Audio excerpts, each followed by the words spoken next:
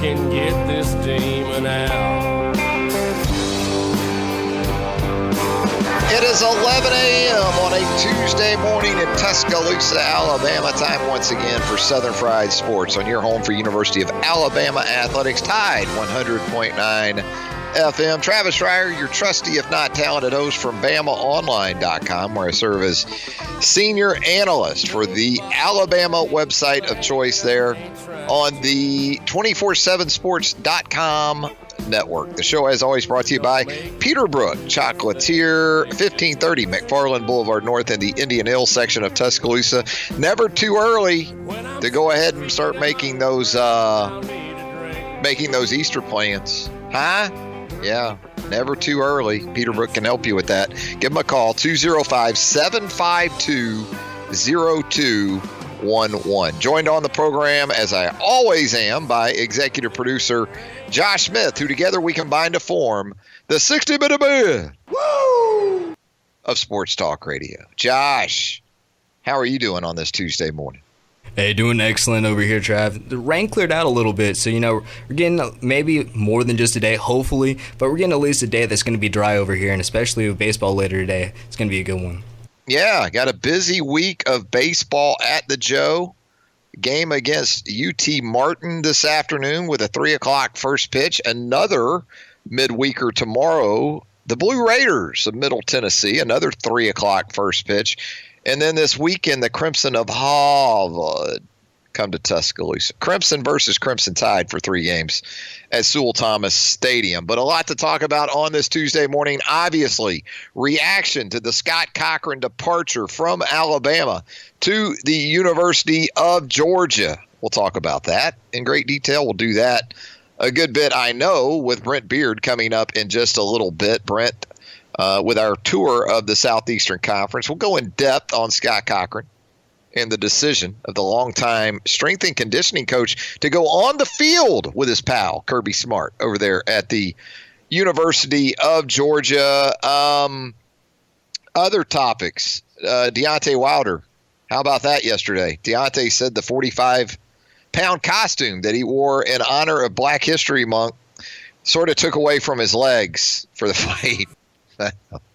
Look, we love Deontay here, right? We're all behind the Bronze Bomber. Make no mistake about it, but wow, on the list of excuses for losses, that may be, forget about bronze, that's a gold medal. I think that's the gold medal of excuses for losing a fight. Oof, that was a tough one for Deontay. Well, I just wondered, Deontay, I just, in all seriousness, you wonder if he still wasn't feeling the effects from that TKO on Saturday night with that one. Ooh, that was something else. Also spent part of yesterday taking in that Kobe and Gianna Bryant Memorial. Wow, that's all you could say about that at the Staples Center yesterday. And what just incredible strength by Vanessa Bryant, the widow of Kobe Bryant, to get up there and so elegantly eulogize her husband and her daughter. Just so powerful. Appearances, vulnerability from someone like Michael Jordan that you just never expect to see. Wow. That's all you can really say about that. And just tough, man. Tough as a parent to watch that. But I thought it was extremely well done. As the father of a female basketball player, I really appreciated the emphasis on women in general, really, but certainly from the basketball world on the women's side.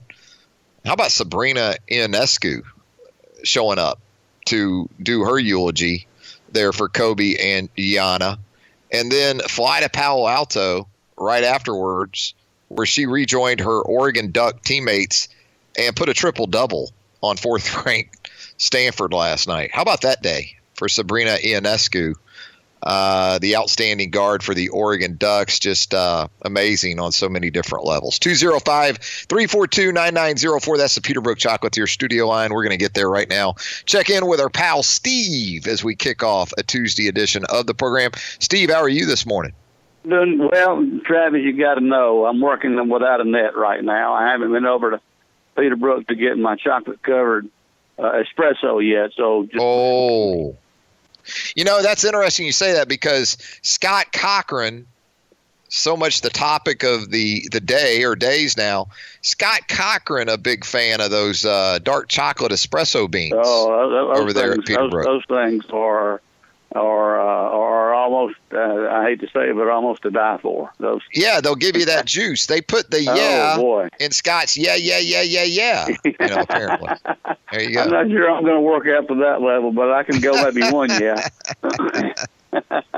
Listen, I got. This is a little bit different than what we've been covering all day, but I got to know, Alabama, what is the deal with hiring consultant? We brought that loser over from Tennessee. Now we got Charlie Strong, which in and of itself was not very successful. What is their position? Are they there in case one of the coaches don't quite pan out? Like defensively, will Charlie Strong take over for Pete Golden if Pete Golden just doesn't make it? I don't understand that concept of bringing in advisors. They can't coach on the field, so what are they there for? Well, what we've seen here in the last week or so is Butch Jones move into a special assistant to the head coach role. So That's what he's doing moving forward, it sounds like. He's not working in an analyst role, essentially based on title. It sounds like whatever he's asked to do or whatever the needs are of Nick Saban, probably as much on an administrative level as anything else. Okay. That's what Butch Jones is going to serve in, that role. Now, Charlie Strong, whatever you think about his coaching stints, and we talk about him as if they were all unsuccessful. He was very successful at Louisville. He doesn't get the Texas job if he doesn't win at a high level there at Louisville. That's true. Louisville was a good stop. Texas had the feel of an incomplete buy-in on various levels of that fan base, and maybe from a support perspective. And so it never really happened for him there in Austin. Yeah, I'd say South Florida was a disappointment because you drop down to the group of 5, and South Florida is a situation where if it's right, South Florida should be Central Florida, UCF. It should be dominant on an annual basis in a league like the AAC. But when you just talk about experience at the coordinator level, Charlie Strong, it's a very impressive resume. I think Charlie Strong, when put in a role of just dealing with looking at your football team and your opponents on a day-to-day basis, he doesn't have the concerns that come with head coaching duties, player interaction on a constant basis, dealing with the media, those type of things. I think a role like that for Charlie Strong could prove beneficial for both parties. And who knows? Yeah, it is an opportunity to see how he sort of mixes in with that staff. Perhaps if you have an opening in 2021, it's as easy as sliding Charlie Strong into that spot. But Strong makes sense to me. That makes a lot of sense. Yeah, I forget about his Louisville stand, and he was very successful over there. Yeah. But I guess what I'm asking is are these positions stepping stones to other schools or stepping stones to within Alabama? Yeah, these guys, Major Applewhite, Charlie Strong, you saw Mike Stoops last year. Yeah. You can go back to Lane Kiffin. It's image rehab. It's an opportunity to stay in the business, to sort of work under the best to do it in Nick Saban, gain his stamp of approval, and perhaps bounce back. It's almost like some guys, some players that start off at a Power 5, and then for whatever reason they need to go to JUCO for a year, and then they bounce back. Kind of like Cam Newton. Look at what Cam Newton did, right? Sure. Cam Newton was at Florida, had some issues there, goes JC, bounces back to Auburn, wins the Heisman Trophy. Yeah. It's an opportunity to kind of do something like that just at the coaching level. Yeah. All right. Well, that makes sense. I just could not figure out figure out what their position was. They the liaison between the coach and the players. Analysts. These are football heads. What Charlie Strong is focusing on each and every day is Alabama's defense. Okay. He's probably, at this time of year, he's in review mode from every defensive snap of the 2019 season, evaluating personnel on an individual basis. Oh, okay. All right. Everything that goes into that. Already starting to do some advanced scouting for the 2020 schedule. It is all about football for those guys. Got you. Well, I appreciate you breaking that down for me, because I was a little confused about what their overall position was, what their future in the program was, and just stuff like that. You got it, Steve. We appreciate the call as all right, always. Man. Thanks, Travis. There you go, Steve, checking in with us on a Tuesday morning. Plus, all of these guys, or most of these guys anyway, they show up to Tuscaloosa with those big buyouts in their back pocket. Charlie got in the neighborhood of $3 million from South Florida to go away. We know Butch got somewhere in the neighborhood of $6 million to go away. So there you go. Let's go back to the phone lines at 205-342-9904, where we have, I believe, Corey waiting for us with, is it Cowboy out in Dallas up next? We'll go to Corey first with Cowboy on deck. Corey, how you doing this morning? Morning, Travis. How you doing? I'm hanging in there, my man. Doing great. I want to ask you a couple of things. How would you grade how Alabama softball's doing as of today? Maybe a little bit below what expectations were for the start of the season. And when I say that, I'm talking more about not even losses to the likes of Florida State or, UCLA. Probably more in relation to losing a game like it lost to North Carolina down in Tallahassee. Let's say Oklahoma State on getaway day in Clearwater. I would think between those two, you would be thinking one more win at least. So 9-5, I think most people expected probably something more along the lines of 11-3 in that neighborhood. What about you? Yeah, I agree. I think it was like a couple of wins back. Like, I think the Florida State first loss kind of made it spiral out of control. And then the next weekend, I know you had a tough stretch of games there, but the Oklahoma State game is really the one you probably would want back. But I would give it a C+. If it were me. Mm-hmm. It could be a B+ if the other wins would have come to fruition. But also this, I think Alabama's found its footing a little bit with the hitting, and Montana Fouts doing a lot better, as well as the other pitchers. Plus playing at home helps a lot. And then this UAB game tomorrow, it won't be as easy as you think. I've taken a close look at UAB, and they're a team this year that they do not go away. They've had a lot of close losses where you have to really put runs on the board if you want to beat them, because if you think you're just going to get away with scoring just a couple of runs and beating them, you will lose. They got a couple of really good players on their team that can hit the ball really well, and they're not your average UAB team that is padding away. They're a pretty good team where they could finish in the top half of their conference.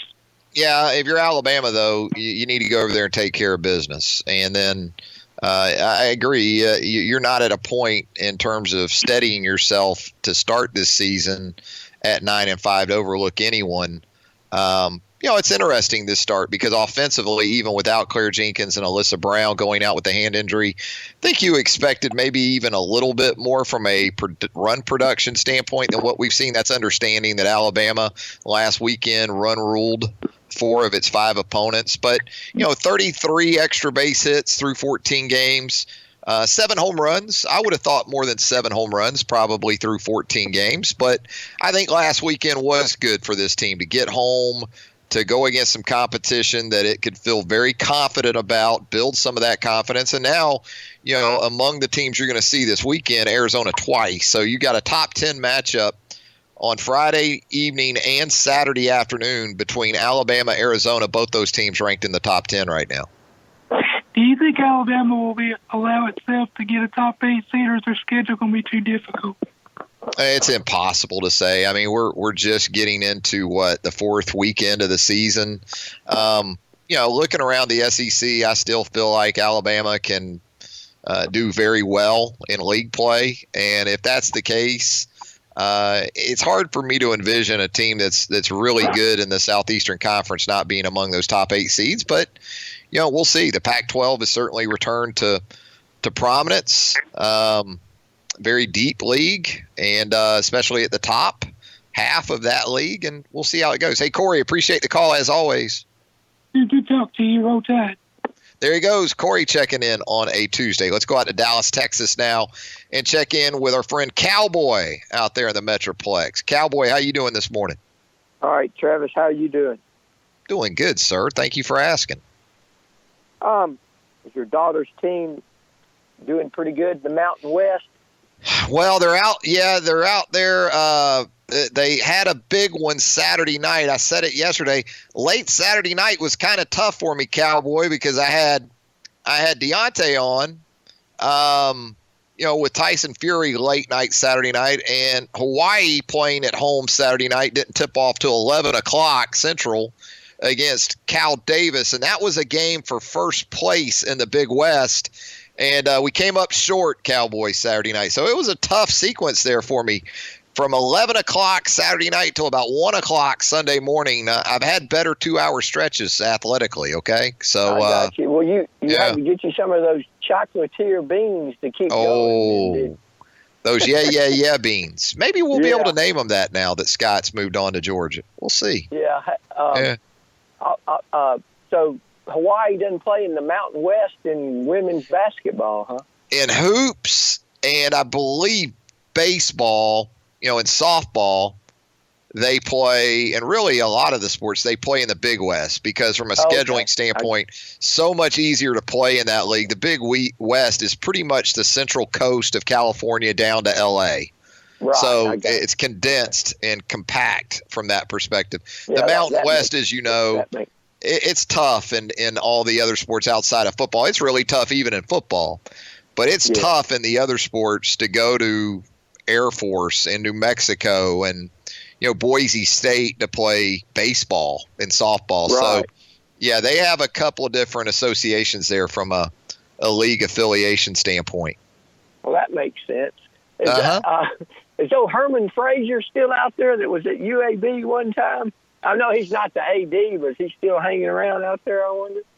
I don't know. I know he's not the AD, but I'd have to check in terms of, if he's still around, involved on some level.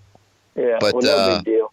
But, hey, what I called about mainly was, the talk of Scott Cochran. I don't know how you feel about it, but, if you look at the way Saban sets up his organization, some people may get upset with me saying this, but Scott Cochran was kind of above the rules of the other guys. So maybe the last couple of years, that could have been bringing up some animosity with coaches. He had his own commercial. He had his own billboard. And all the other coaches couldn't talk or say anything to the media, except for bowl game press conferences. Yeah, I agree. There was, to an extent, a sort of different level of parameters, it seemed like, for Scott. Some of that, I think, though, benefited our community greatly, like the 5K run that he put on to benefit cystic fibrosis. So there were a couple of different sides to that. It's just amazing to watch Scott Cochran really single-handedly take the dynamic of the strength coach to a level in which he did. And look, some of that had to do with UA itself promoting that heavily. It wasn't just Scott Cochran out there by himself. It was very much in partnership with the program and the athletic department. So I just say that it was a relationship that certainly benefited both sides. I do think if Scott Cochran was really intent on going on the field, his value to Georgia going forward will be greater than what it would have been to Alabama if that was what was in his heart. You know, because as you know, to be a strength and conditioning coach, first and foremost, you have to be all in terms of where your heart's at, because as much as anything, you're motivating young people. And a lot of times that can be difficult. If you're not all in it from an energy standpoint, and I'm not saying he wasn't, but it's something you have to consider once, you know, you've got a situation where your strength coach is eyeballing on the field jobs, which, you know, may indicate to you that, you know, look, he may not be all in this area of our program moving forward. Right. So, you know, if that's the case, he's probably going to help Georgia more. If that was the case, he's probably going to help Georgia more moving forward than he would have helped Alabama. Right. Well, you know, that's an intense job to do for 13 years at one spot, you know, strength and conditioning. Extremely. Yes. And yes. What do you think of the Aaron Fields? I mean, you got any other candidates you're throwing out there, or that's kind of the top of the list guy, I guess? That's the connect the dot guy is Aaron Feld of Oregon. That makes the most sense. Well, there's a guy at LSU. You got Connor Neighbors, that's a Moffitt trainee, and also former Florida State strength coach's assistant down there, Vic Valoria. I'm throwing a few names out there. Moffitt guys. Got Wilson Love over at Ole Miss now with Lane. That we know has been, you know, it's going to be interesting. Does Saban stay within sort of the Scott Cochran tree? You know, does he go outside that sort of umbrella moving forward? I would, again, Aaron Feld makes the most sense. He's not just a guy who's been here. He's also heavily rooted in the state of Alabama. So, you know, but sometimes, Nick, as we know, he'll zig when you think he's going to zag when it comes to hires. Right. Well, look, take care. It's good talking with you. And how about Alabama baseball? You checked them out yet? I haven't been able to get out to a game. I want to get out there this afternoon or tomorrow afternoon, but a very nice start. I mean, 7-0 and coming off a sweep on the road of a UNLV team that isn't going to make the College World Series, but still, anytime you take the show on the road, especially that far out west, you feel really good about getting 3 road wins. And, you know, some of these young arms are performing at a high level early. Offensively, this team seems to be as advertised, doing some really good things at the plate early. Thanks, Cowboy. All right, thank you. Be good. There he goes, Cowboy checking in with us from out in Dallas, Texas. Got to get to this break. Brent Beaird coming up next on Tide 100.9 FM right after this. It's for BamaOnline.com, and it is that time of the week when we'd like to check in with our great friend Brent Beaird of College Sports Today and First Coast News as we tour the Southeastern Conference and beyond, but seismic activity on Monday originating right here in West Central Alabama as the news breaks that a longtime University of Alabama strength and conditioning coach Scott Cochran going on the field at the University of Georgia with his longtime friend Kirby Smart. Your initial reaction, Brent, to the news on Monday? Trev, good to be with you as always. I think I take kind of a balanced approach to this. I mean, you've got to appreciate what Cochran did at Alabama, and everyone does. The amazing thing to me is his salary starting at $120,000 in 2007 to where in 2019 he's making almost $600,000. I mean, he and Mickey Moriarty, who was at Florida and also at Ohio State, have really done a lot to upgrade this position, to say the least. But the thing I certainly don't agree with is that the sky is falling in Tuscaloosa. That's just not the case. I mean, with the money that Alabama has and the carrot floating out there of this new sports science building that's going up in September, they will be able to get a very qualified and a very good strength and conditioning coach. Now, how quickly can they get a guy who can do that and also, I think, do what Cochran did off the field as far as keeping kids from transferring, and also I think calming down and wringing the anxiety out of the room at different times. He will be missed. He made an incredible impact on the program, but the overreaction to me is a lot about it's February and there's not as much to write about as there would be in the fall. Yeah, it is certainly a sort of slow news cycle from college football. Now, you do have the NFL Combine going on up in Indianapolis with a lot of the recent stars on the college level taking part in those activities. But, yeah, in terms of what we have right now in college football, it makes a lot of sense that there's, again, sort of this seismic reaction to a strength and conditioning coach leaving a job. And look, you talked about where kind of Cochran started from a salary perspective, but that's kind of where he took the face of that job in large part. And, whether it was intended or coincidental or a combination of both, his personality, his bombastic sort of persona that has sustained him throughout his time at Alabama. That was a big part of it. But from the national perspective, it seems like it's being received as a much bigger blow to the program moving forward than maybe it is, say, on the local level, Brent. Yeah, there's no doubt. I mean, I think some of that is Alabama fatigue. I think some of that is we want to make a story out of this bigger than it actually is in order to get clickbait. Some of that is in there.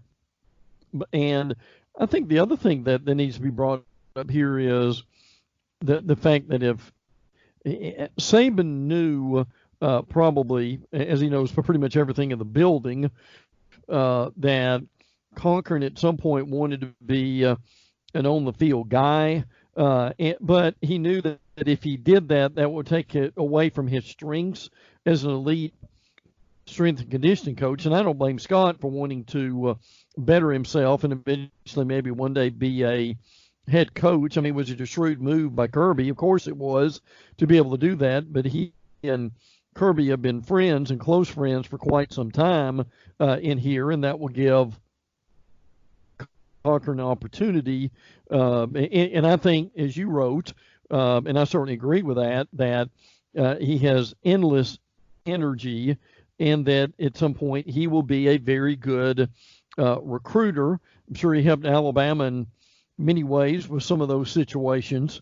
So I just go back here is there's certainly balance needed. I think Alabama appreciates what he has done, but they're certainly not in a panic there either because they know who is in charge and they know what they're capable of doing.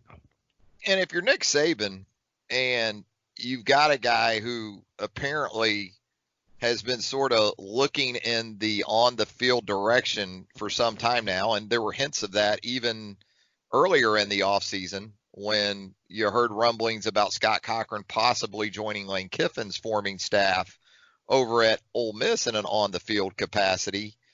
You know, if a guy's heart, here's the thing about that strength and conditioning post, man.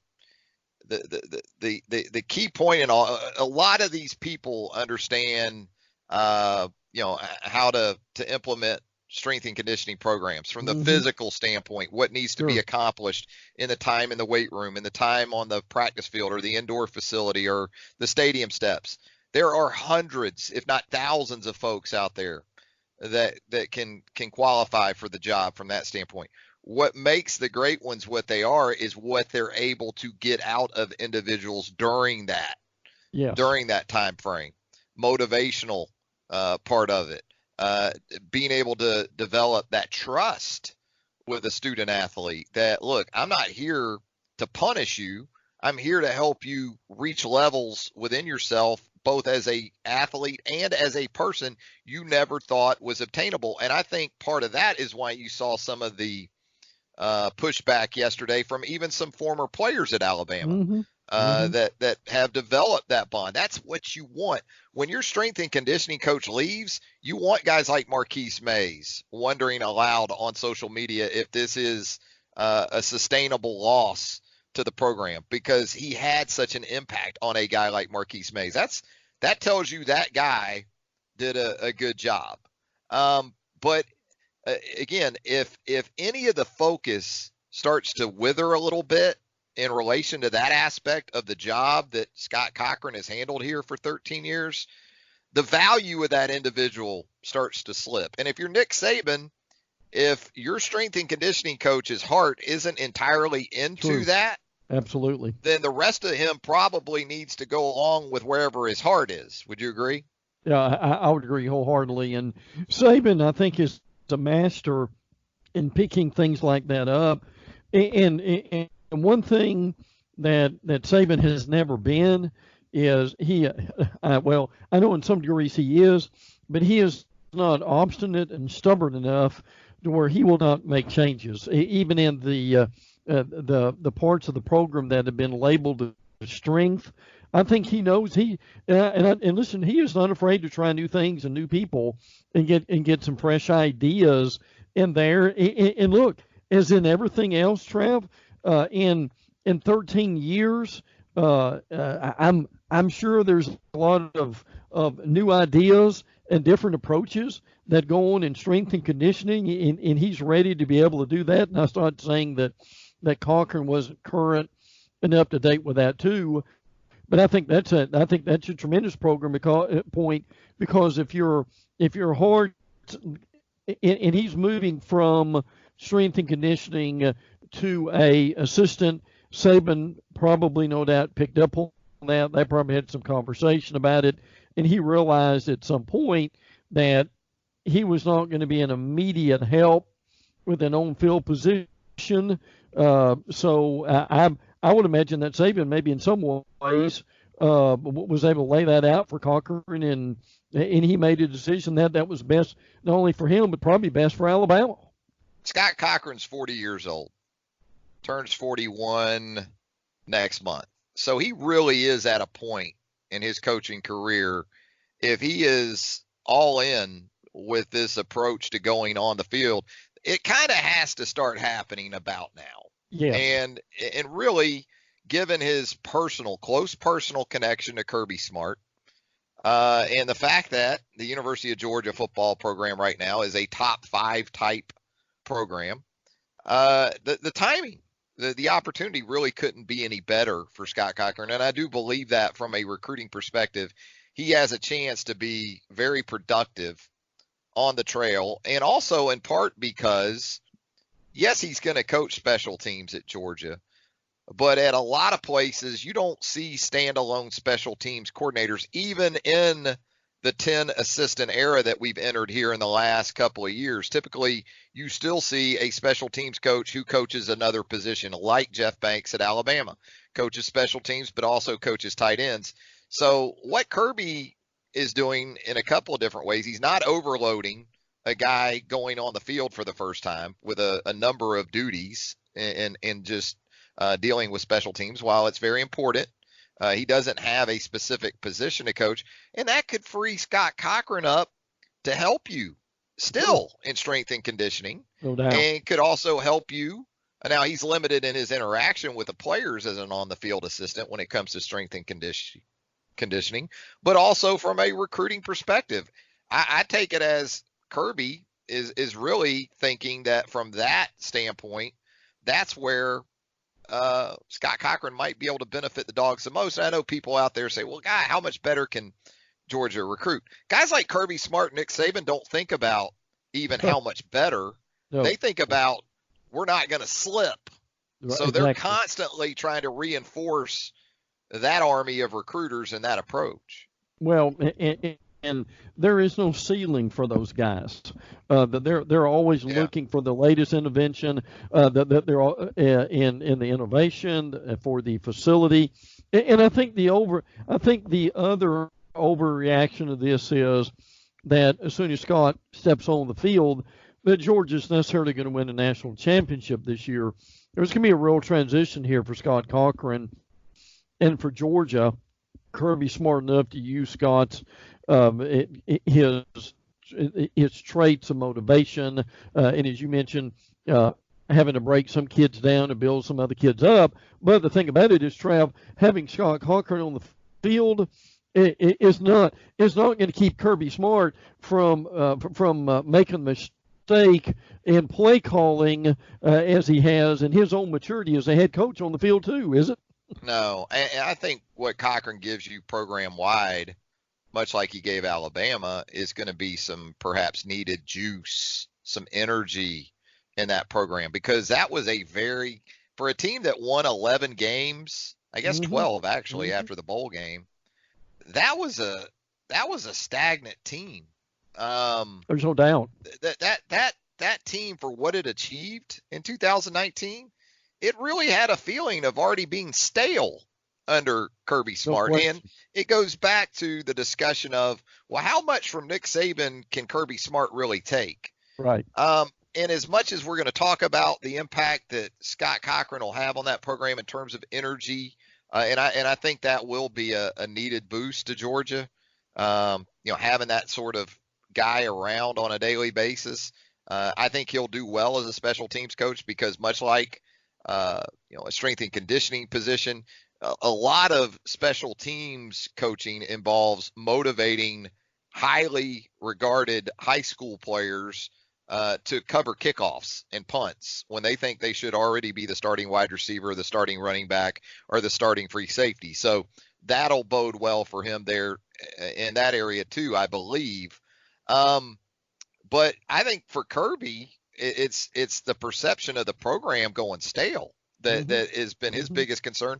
And I think more than anything, that still goes back to the offensive side of the ball and how this thing with Todd Monken's going to work, transition at quarterback. So whereas we're going to talk about Scott Cochran and Georgia special teams probably far too much, especially in the lead up to the game here in Tuscaloosa in September, ultimately for Kirby, it's going to come down to how much he can evolve on the offensive side of the ball and with Georgia's approach there. Because they were going nowhere offensively, and the reality is they had the tools last year and the players in order to achieve a lot more than they never should have lost to South Carolina. But it did happen. In Kirby's credit, he made those changes. I still think it's a lost trap for them to lose Sam Pittman. Going to Arkansas and Matt Luke, I think will do fine in that role. But to dovetail with something you said, look, they're going to have to start early, are they not? I mean, they've got Virginia on Labor Day night, and they're a better program than Virginia. I get that, but Virginia's made some strides. And then 3 weeks later, coming to Tuscaloosa. So this new infusion of energy and personnel, September is going to be a very important month for them this year. No doubt about it. You talk about storylines for that game here in Tuscaloosa. You're going to have plenty of them. And again, this isn't to undersell the importance of Scott Cochran and his impact here on the program at Alabama and also in the community. Need to point that out. I mean, did some really good things from a charitable standpoint. The Yeah 5K that he and his family implemented here in Tuscaloosa to benefit cystic fibrosis. Outstanding work there. It really is. It's like a fabric of the community, both from a university and Tuscaloosa perspective.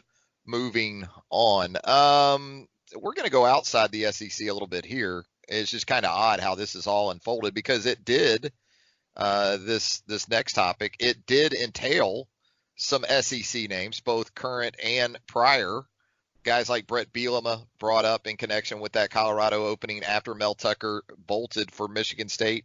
Right here in Tuscaloosa, Steve Sarkisian. We were kind of on all hands on deck alert last week, Brent, thinking that it could be Sark that ends up back in the Pac-12 this time in Boulder, Colorado.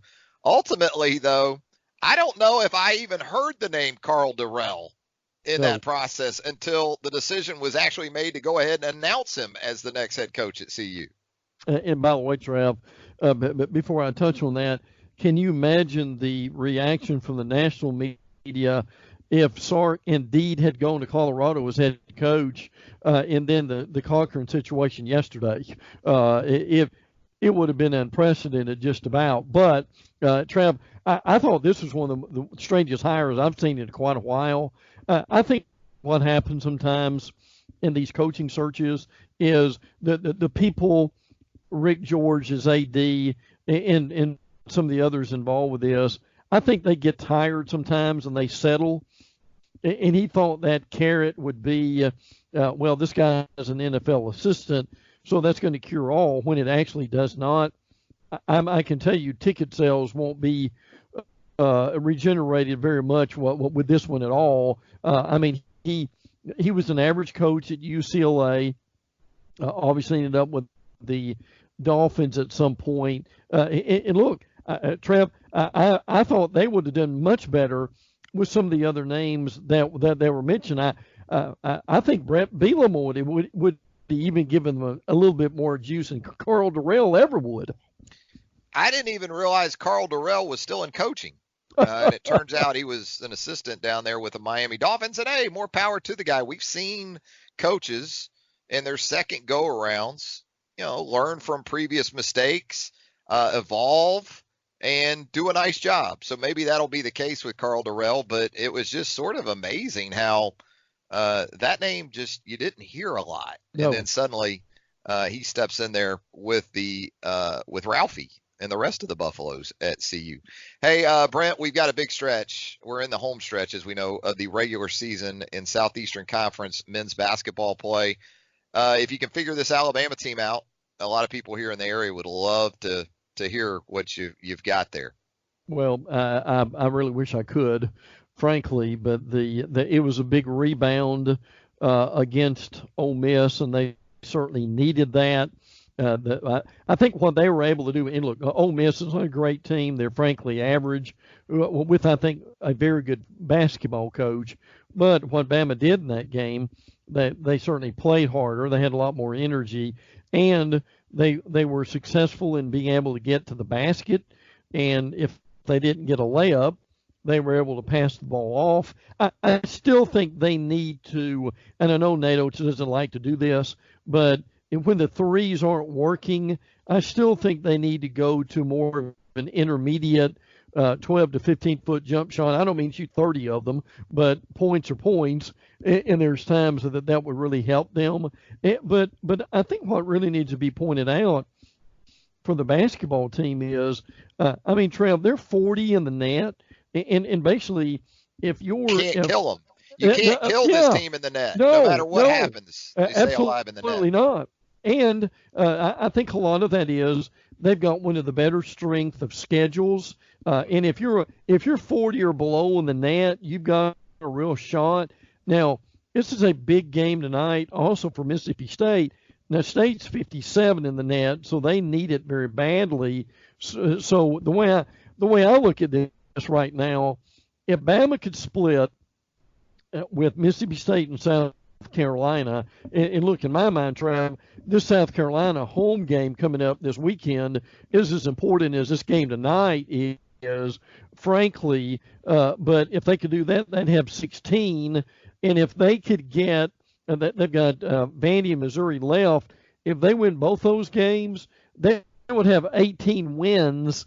And I think they've got a real shot at getting in. They're certainly squarely back on the bubble if they get 18 or 19 wins. So the season is not over for this team by any stretch of the imagination. No, they got to win one of these two road games that are left. That's right. Yes. And Missouri would seem like the most winnable, but I caution against that because we've seen Missouri beat Auburn in Columbia. Now, that was without Isaac Okoro. We understand that, but the point is I don't think you can take anything for granted with what Alabama has remaining. You would think Vanderbilt here in Tuscaloosa next week would be a W, but this isn't an Alabama team on its home floor of late that has capitalized on some opportunities that we felt that way about, like Texas A&M as recent as last week. And give A&M a lot of credit under Buzz Williams, playing its best at the right time of year, just 14-12 overall, but 8-6 in the league. And that'll be an interesting game tonight. Before you get Alabama, Mississippi State, Kentucky goes to College Station. That's right. For a 6 Central tip-off, and the Wildcats, 2 games clear now in the SEC standings. amazing sort of sequence here for LSU to go from 2 games up to 2 games back as quickly as the Tigers did. LSU, though, got a much-needed win over the weekend in Columbia, South Carolina, over the Gamecocks. So really, when you look at Alabama, Mississippi State, South Carolina coming up, these are almost like play-in games this week, they feel like, for all these teams we're talking about.